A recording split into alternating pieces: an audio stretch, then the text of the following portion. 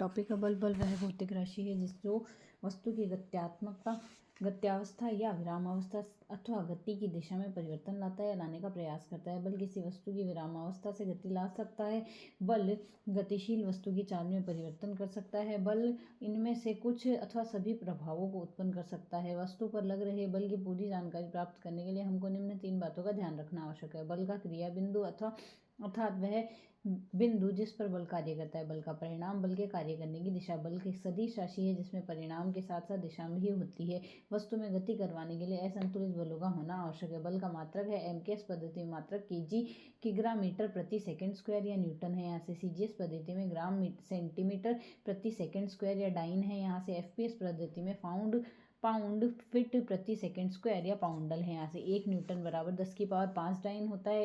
1 Newton बराबर 7.32 पाउंडल होता है या फिर 1 पाउंडल इक्वल्स टू 0.1382555 न्यूटन या 13825.5 डाइन होता है। स्थिर आवेशों के कारण के मध्य लगने वाले इस बल को स्थिर विद्युत बल कहते हैं। जैसे स्केल व कंघे में रुखे बालों पर रगड़ने पर उसमें कुछ विद्युत आवेश आ जाता है, इनमें विद्युत आवेश बल कहा जाता है। तथा कंघे को कागज के टुकड़ों को के पास ले जाने पर टुकड़े उससे चिपक जाते हैं। यदि आवेश Q1 Q2 के मध्य कार्यरत बल स्थिर विद्युत बल गुलाम बल F = K Q1 Q2 / R², K = 9 × 10⁹ Newton metre square प्रति कूलाम स्क्वायर।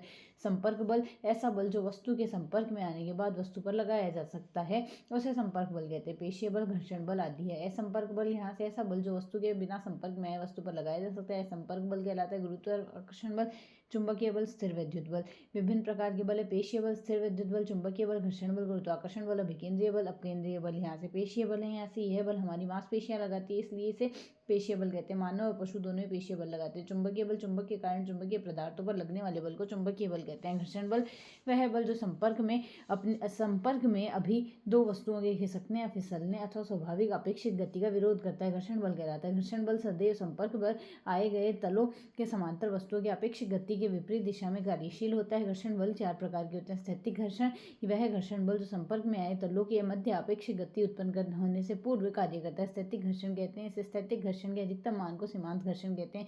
गतिक घर्षण वह घर्षण बल जो संपर्क में आए तलों के मध्य अपेक्षित गति उत्पन्न होने के पश्चात पैदा कार्य करता है, घातीय घर्षण कहलाता है।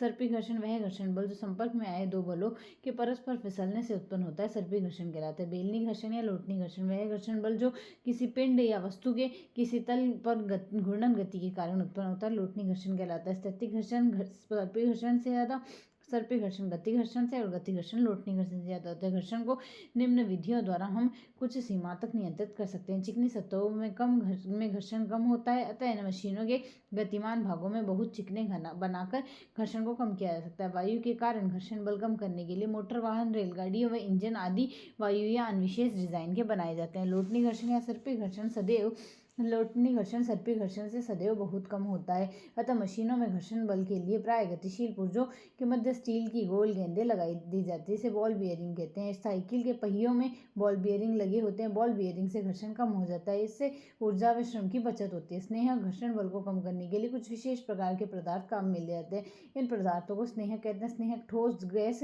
व द्रव्य अवस्थाओं में हो सकते हैं। घर्षण बल के लाभ व हानियां। घर्षण बल के लाभ है घर्षण हमें चलने में सहायता करता है। बिना घर्षण के फर्श पर हम फिसल कर गिर जाएंगे। सड़क पर पहियों के वाहनों को चलने व घूमने के लिए घर्षण बल सहायक होता है। बिना घर्षण के वाहन चलना या मुड़ना संभव नहीं होता है। घर्षण के द्वारा ही ब्रेक के द्वारा वाहन रोकना संभव होता है। घर्षण के द्वारा पट्टे या चैन द्वारा मोटर या मशीन घूर्णन ऊर्जा का स्थानांतरण करना संभव होता है। किसी दीवार या घड़ी, लकड़ी की आदि कील पेच घर्षण के कारण ही ठहरे रहते हैं। बिना घर्षण के हम पेंसिल के हाथ को में पकड़ उसे लिख नहीं पाएंगे। बिना घर्षण के रस्सी को गांठ लगाना या कपड़े बुनना संभव नहीं होता है। घर्षण बल की हानियां हैं। यहाँ से इससे ऊर्जा की हानि होती है, इस कारण मशीनों की दक्षता घट जाती है। वाहनों में लगभग 20% ईंधन घर्षण बल के कारण अधिक व्यय होता है। घर्षण के कारण मशीनी कलपुर्जों में घिसावट या टूट फूट होती है। घर्षण बल के कारण मशीन में ऊर्जा उत्पन्न मात्रा में ऊष्मा उत्पन्न होती है, जो मशीन का कार्य क्षमता बाधा उत्पन्न करती है, उससे क्षति पहुंचती है। गुरुत्वाकर्षण बल ब्रह्मांड में प्रत्येक कण या पिंड किसी अन्य कण या पिंड को अपनी ओर आकर्षण बल लगाता है, जिसे गुरुत्वाकर्षण बल कहते हैं। न्यूटन का गुरुत्वाकर्षण बल का सार्वत्रिक नियम। इस नियम के अनुसार दो द्रव्य कणों या पिंडों के मध्य लगने वाला आकर्षण बल कणों में द्रव्य में गुणनफल के समानुपाती होता है, उसके मध्य के दूरी के वर्ग के क्रमानुपाती होता है। इस बल की दिशा में दोनों बलों को मिलाने वाली रेखा की दिशा में उत्पन्न होता है। F=GM1m GMm/d² है। G समानुपाती नियतांक है जिसे सार्वत्रिक गुरुत्वाकर्षण नियतांक कहते हैं। G = 6.67 × 10⁻⁻11 न्यूटन मीटर स्क्वायर प्रति kg² है। न्यूटन बल का आकर्षण प्रकृति का होता है। गुरुत्वीय बल का मान माध्यम पर निर्भर नहीं करता है, संरक्षित प्रकृति का होता है। केंद्रीय बल होता है। सार्वत्रिक गुरुत्वाकर्षण नियतांक का कैवेंडिश वैज्ञानिक ने प्रयोग किया था। यह एक असंपर्क बल है। गुरुत्वाकर्षण के नियम से अनेक परिघटनाओं की सरलता से व्याख्या की जा सकती है, जिसमें हम पृथ्वी से बांधे रखने वाला बल है, सूर्य के चारों ओर ग्रहों की गति है, इससे पृथ्वी के चारों ओर चंद्रमा की गति है, समुद्र में ज्वार भाटे का आना है। गुरुत्वीय त्वरण पृथ्वी के गुरुत्वीय बल के कारण गिरती हुई वस्तु में वेग परिवर्तन की दर गुरुत्वीय त्वरण कहते हैं। गुरुत्वीय त्वरण का मात्रक मीटर प्रति सेकंड स्क्वायर होता है। पृथ्वी पर गुरुत्वीय त्वरण का मान 9.8 मीटर प्रति सेकंड स्क्वायर है। गुरुत्वीय त्वरण Gm/r² होता है। पृथ्वी का द्रव्यमान है यहाँ से 5.98 × 10⁻24 kg है। यहाँ से पृथ्वी की त्रिज्या 6400 किलोमीटर। पृथ्वी की सतह से पर ऊंचाई पर जाने पर गुरुत्वीय त्वरण घटता है। पृथ्वी पर ध्रुवों पर गुरुत्वीय त्वरण अधिकतम होता है। पृथ्वी की सतह पर गहराई पर जाने पर गुरुत्वीय त्वरण घटता है। पृथ्वी पर केंद्र पर गुरुत्वीय त्वरण का मान केंद्र पर गुरुत्वीय त्वरण 0 होता है। यहाँ से अनंत पर गुरुत्वीय त्वरण 0 होता है। पृथ्वी के ध्रुवों पर गुरुत्वीय त्वरण का मान मैक्सिमम 9.8 मीटर प्रति सेकंड स्क्वायर होता है। भूमध्य इक्वेटर पर गुरुत्वीय त्वरण का मान G-ω²r होता है। यहाँ से पृथ्वी अचानक अपना घूमना बंद कर दे, ध्रुवों पर गुरुत्वीय त्वरण अपरिवर्तित रहेगा, जबकि भूमध्य पर गुरुत्वीय त्वरण बढ़ जाएगा। चंद्रमा पर गुरुत्वीय त्वरण पृथ्वी पर गुरुत्वीय त्वरण का लगभग 1/6 गुना होता है। जी चंद्रमा = G/6 9.8/6 यानी 1.63 मीटर प्रति सेकंड स्क्वायर होगा। वस्तु के पृथ्वी पर आरोपित गुरुत्वीय बल ही उसके भार कहलाता है। यहाँ से m द्रव्यमान की वस्तु पृथ्वी पर भार mg आएगा। यहाँ से द्रव्यमान ऊंचाई तथा गहराई के साथ अपरिवर्तित रहता है, परंतु भार गुरुत्वीय त्वरण के साथ साथ परिवर्तित होता है। चंद्रमा का भार पृथ्वी के भार का 1/6 गुना है, अर्थात W चंद्रमा = W/6 mg/6 आएगा। भार सदिश राशि है, इसका मात्रक न्यूटन होता है। पृथ्वी जैसी वस्तु का भार चंद्रमा पर किसी वस्तु के भार W चंद्रमा यहाँ से W/6 होगा। यहाँ से W चंद्रमा = 1.67 न्यूटन आता है। भारहीनता वस्तुतः भार का आभास वस्तु पर लगने वाली प्रतिक्रिया बल के कारण होता है। जब लिफ्ट त्वरण से ऊपर जाती है तो भार व्यक्ति के भार से अधिक प्रतीत होता है, अर्थात आभासी भार आएगा mg+ma आएगा। जब लिफ्ट त्वरण से नीचे आती है तो भार वास्तविक भार से कम प्रतीत होता है, अर्थात आभासी भार mg-ma आएगा। ऊपर जाती है तो भार ज़्यादा लगेगा और mg आता है, नीचे आती है तो कम लगेगा। लिफ्ट के केबल से टूट जाने पर लिफ्ट स्वतंत्रतापूर्वक नीचे गिरती है। इस स्थिति में भार शून्य होता है। इसे भारहीनता की अवस्था कहते हैं। भारहीनता की अवस्था में प्रतिक्रिया बल R=0 होता है। कि इस प्रकार कृत्रिम उपग्रह निरंतर पृथ्वी के चारों ओर मुक्त रूप से गिरता है तो उसमें की स्थिति में वस्तुएं भारहीनता की अवस्था में आता है, जिसके कारण अनेक रोचक परिणाम मिलते हैं। पानी से भरा ग्लास उल्टा करने पर गिरेगा नहीं, क्योंकि पानी नहीं गिरता, क्योंकि ग्लास टेढ़ा करते ही पानी भारी होने के कारण बूंदों के रूप में तैरने लगता है, जिससे अंतरिक्ष यात्री गिलास का पानी नहीं पी सकता है। भोजन को पेस्ट के रूप में ट्यूब में दबा कर प्रवेश कराना होगा। यहाँ से उपग्रह के भीतर सभी वस्तुओं तैरती हुई भारहीनता में होता है। यहाँ से यदि अंतरिक्ष यात्री कृत्रिम उपग्रह से किसी स्प्रिंग तुला पर खड़ा हो जाए तो तुला का पाठ्यांक 0 होगा। यहाँ से यदि किसी वस्तु को उपग्रह पर डोरी से लटका दे तो डोरी का भार 0 होता है। कोई भी वस्तु कृत्रिम उपग्रह में भारहीनता महसूस करती है, जबकि प्राकृतिक उपग्रह में ऐसा नहीं होता। प्राकृतिक उपग्रह में द्रव्यमान अधिक होने के कारण वस्तु का अपना गुरुत्वाकर्षण बल लगता है।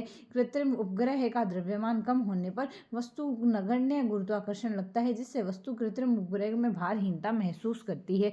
जब वस्तु वृत्ताकार पथ में नियत चाल से चलती है तो कोणीय त्वरण 0 होता है, परंतु अभिकेंद्रीय त्वरण सदैव कार्यरत रहता है। ऐसी में मैरीगो राउंड झूले में नियत चाल से सवारी करता हुआ लड़का त्वरित गति करता है। अभिकेंद्रीय बल जब किसी वृत्तीय मार्ग में एक समान चाल से गति करते हुए पिंड पर एक बल कार्य करता है, जिसकी दिशा सदैव केंद्र की ओर रहती है, अभिकेंद्रीय बल कहलाता है। इसकी अनुपस्थिति में वृत्तीय गति संभव नहीं है। अपकेंद्रीय बल जब कोई वस्तु किसी वृत्ताकार पथ पर गति करता है तो वृत्तीय पथ के मार्ग के विपरीत दिशा में एक बल अनुभव होता है, जिसे अपकेंद्रीय बल कहते हैं। यह एक आभासी बल होता है, जिसकी उत्पत्ति वस्तु में जड़त्व गुण के कारण होती है। यदि कोई व्यक्ति कार से यात्रा करता है और कार अचानक बाईं ओर घूम जाए तो व्यक्ति को दाईं ओर की तरफ झटका लगता है, जो कि अपकेंद्रीय बल के कारण होता है। वॉशिंग मशीन के कपड़े इसी सिद्धांत से साफ होते हैं। संरक्षी बल वे बल जिनके द्वारा किसी कण या वस्तु के एक पूर्ण पथ या चक्र के बाद में घुमाने पर कोई कार्य शून्य हो जाता है, अर्थात W=0।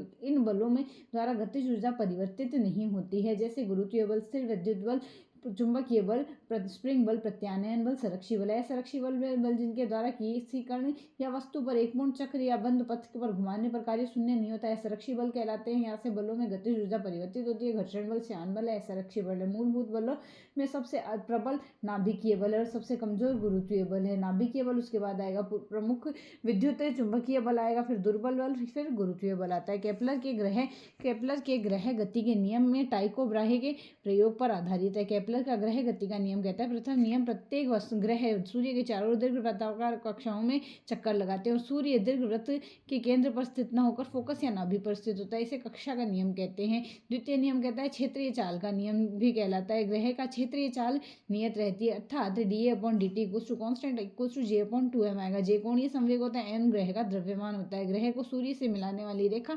समान समय में समान क्षेत्रफल बनाती है। T1=T2 पर A1=A2 आता है। यह नियम कोणीय संवेग संरक्षण के सिद्धांत पर आधारित है। तीसरा नियम आवर्त काल का नियम है। सूर्य के किसी ग्रह से औसत दूरी का घन उस ग्रह से सूर्य के परितः परिक्रमण काल के वर्ग के समानुपाती होता है। r³ समानुपाती t² आएगा यहाँ से।